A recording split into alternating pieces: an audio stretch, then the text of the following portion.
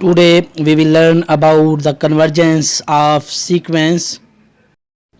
Let's see what is the convergence of sequence.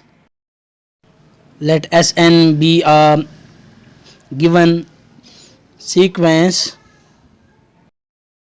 हम फर्ज करते हैं कि हमारे पास एक गिवन सीक्वेंस Sn है. Let Sn converges to a real number L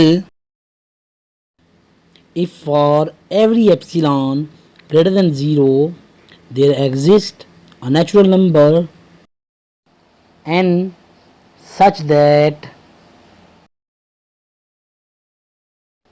for every epsilon के लिए यहाँ पर एक नेचुरल नंबर n एग्जिस्ट करता है कि modulus of Sn minus L is less than epsilon होता है. Here you see that modulus of Sn minus L is less than epsilon for all n is greater than or equal to n. यहाँ हमारे पास Sn एक convergent sequence है, तो ये sequence converge करेगी to a real number L. If for every epsilon greater than 0 there exists a natural number n such that modulus of Sn minus L is less than epsilon for all n is greater than or equal to n. इससे मुराद ये है कि आप कोई सा भी epsilon लेते हैं तो आपके पास एक नेचुरल नंबर n एग्जिस्ट करेगा such that Sn minus L का जो मॉडुलस है इज़ लेस देन एप्सिलॉन होगा, क्योंकि ये कन्वर्जेंट सीक्वेंस है for all n is greater than और equal to capital N. Line of real number पर अब इसको देखते हैं कि modulus of Sn minus L is less than epsilon है for all n is greater than और इक्वल टू n. इससे मुराद ये है कि लाइन ऑफ रियल नंबर पर ये जो कैपिटल N नज़र आ रहा है इस पर और इससे अगले तमाम नंबरों पर Sn माइनस L का जो मॉडुलस है ये लेस देन एप्सिलॉन होगा.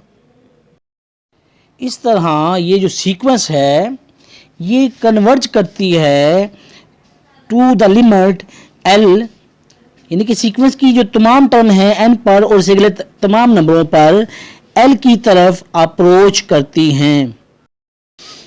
जैसा कि Sn माइनस L का जो मॉडुलस है इज़ लेस देन एप्सिलॉन है for all n is greater than और इक्वल टू n.